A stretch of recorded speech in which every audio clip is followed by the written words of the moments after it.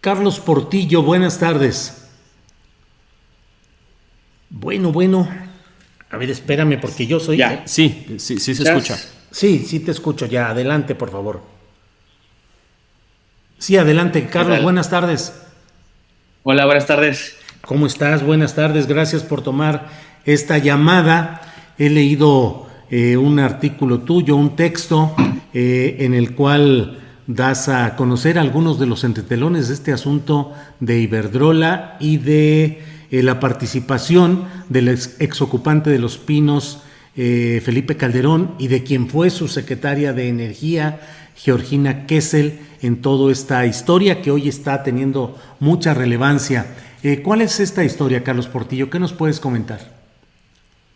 Bueno, mira, lo que pasa es Iberdrola, que es una de las empresas más beneficiadas en el sector energético del país, pues justamente empieza a tener entrada en el país en los tiempos en los que Calderón, en el 2003, para ser exactos, es secretario de Energía en el gobierno de Vicente Fox y empieza a poner gente de su confianza en la subsecretaría, en la CRE, y ahí es donde empiezan a generar estos permisos primero y van abriendo la puerta a que poco a poco transnacionales y específicamente Iberdrola se puedan abrir campo en el terreno energético de México para llegar a este punto en el que estrangulan prácticamente a la Comisión Federal de Electricidad, eh, pero donde realmente el afectado final somos los consumidores, ¿no?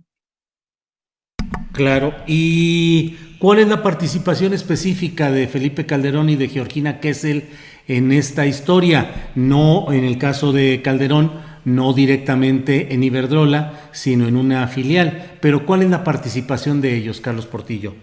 Bueno, mira, en el 2016, justo después de, bueno, no justo, pero unos años después de haber salido de la presidencia, Calderón se incorpora como miembro del Consejo de Administración de Avangrid, que es una compañía que surge de la fusión entre la filial de Iberdrola en Estados Unidos y otra empresa que se llama Will Holding. Entonces, estas empresas se unen, las acciones mayoritariamente son de Iberdrola, y casualmente fichan a Calderón en su consejo de administración, que es un fenómeno que, por ejemplo, en España es muy denunciado y muy conocido como puertas giratorias. Mm. Significa que altos funcionarios o incluso expresidentes, cuando salen de su gestión como servidores públicos, entran como consejeros o consultores en empresas privadas, ¿no? Y justo en empresas privadas que de alguna manera se vieron beneficiadas por contratos, adjudicaciones, permisos, etcétera, ¿no? Entonces, en España se ha denunciado mucho, digamos, casos que llegan hasta expresidentes como Felipe González, Aznar, que han estado en esta situación de puertas giratorias, donde al salir de su gestión han entrado o en bancos privados o en empresas también eléctricas privadas, ¿no? Respectivamente. Y es, digamos, lo que ahora se está poniendo en evidencia, bueno, que en realidad ya se sabía, pero que vuelve a sonar ahora que hay como este ejercicio de ver realmente qué está pasando con Iberdrola y con el debilitamiento intencionado de la Comisión Federal de Electricidad durante los sexenios anteriores, ¿no? Está dándose una intensa discusión, Carlos Portillo, en redes y en los medios de comunicación acerca de si la actitud del gobierno federal encabezado por el presidente López Obrador está ahuyentando inversionistas y si esto es algo que va a hacer que no haya más capital extranjero en el país. Desde el punto de vista de lo que has investigado como periodista, ¿la postura del gobierno de México tiene sustento en que realmente haya habido ese saqueo del cual habla el presidente López Obrador? ¿O deberíamos de aceptar este tipo de inversiones en función de que crean empleos y mantienen, digamos que en calma, a esos inversionistas extranjeros? Claro. Mira, yo creo, a partir de lo que he investigado, porque he hecho varios artículos sobre la cuestión energética del país, incluso la discusión sobre los renovables, las energías limpias, yo creo que una cosa no está peleada con la otra.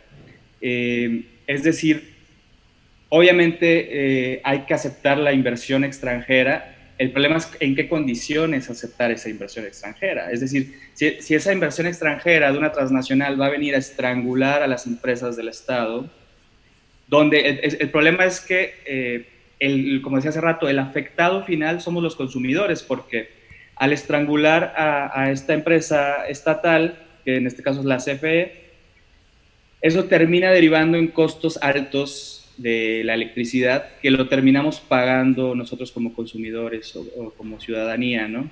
Esas pérdidas millonarias que le han causado a la CFE las terminamos pagando nosotros en nuestras facturas de la luz. Entonces, el problema no es si hay inversión extranjera o no, sino en qué condiciones se da. Que es justo que no vengan en un plan de saqueo, que no vengan con cierto favoritismo, etcétera, a estrangular a nuestro Estado y por lo tanto a nosotros, ¿no? Como ciudadanos. Claro, Carlos Portillo, leí en el artículo que publicas en Revolución 3.0 cómo planteas que desde que Felipe Calderón pasó por la Secretaría de Energía durante la administración de Vicente Fox, comenzó a acomodar a su gente de confianza en puestos claves de dicha dependencia. ¿Cómo quiénes? ¿Cuáles fueron los acomodos que fue haciendo desde que él fue, pues extrañamente, secretario de Energía, porque finalmente su especialidad no son los asuntos energéticos? Pero ¿quiénes fueron estos personajes que fueron siendo sembrados o colocados, Carlos Portillo?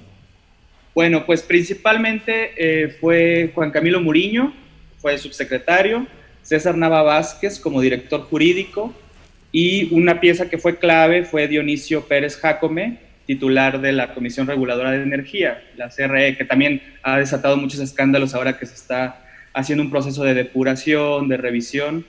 Y estas serían las piezas clave de Calderón que le ayudarían a prácticamente abrirle las puertas a Iberdrola en México, para que después Calderón fuera a pedirle trabajo a Iberdrola en esta empresa que se fusionó, ¿no? En Estados Unidos. Veía que señalabas algunos de los corporativos que fueron favorecidos luego de la modificación de un permiso para generar energía eléctrica bajo la modalidad de autoabastecimiento. Eso fue en 2006. ¿Cuáles fueron o algunos de los principales corporativos beneficiados por estos acuerdos, Carlos Portillo? Mira, basándome también en investigaciones que hizo Agustín Caso en su momento, en el 2016, se tienen identificadas a Bimbo, Barcel, British American Tobacco, su filial mexicana, Cervecería Cuauhtémoc Moctezuma, Tienda Soriana, Maseca, Cemex, son algunas de esas. Y pero, o sea, lo importante es que el paso de Calderón por la Secretaría de Energía empieza a abrir este tipo de figuras como el autoconsumo. O sea, estas corporaciones que se beneficiaron fue gracias a la figura que crearon del autoconsumo, ¿no? Para las industrias. Otra fue también la figura, cuando crean la figura de los productores independientes, ¿no? De energía. O sea, este tipo de figuras y nombrecitos que se fueron inventando desde el paso de Calderón por la Secretaría de Energía y después como presidente con Georgina Kessel en su Secretaría de Energía, van encontrando los pretextos perfectos para abrirle las puertas a estas transnacionales. Te digo, más allá de que inviertan o no en el país, sino con ese favoritismo saqueador prácticamente, ¿no? Bien, Carlos Portillo, pues te agradezco mucho la oportunidad de dar un repaso a esta situación, a estas puertas giratorias, como has señalado, que se mencionan en otros países, y que te sirvió además para darle título a tu trabajo en Revolución 3.0, este trabajo que se llama Puertas Giratorias en México. Calderón favoreció a Iberdrola y después trabajó para ellos, punto y coma. Ahora la empresa ataca gobierno de AMLO. Ese es el título del trabajo publicado en Revolución 3.0. Así es que pues gracias, Carlos Portillo. No, muchas gracias a ti por el espacio. Gracias. Buenas tardes. Gracias, muchas gracias al periodista Carlos Portillo.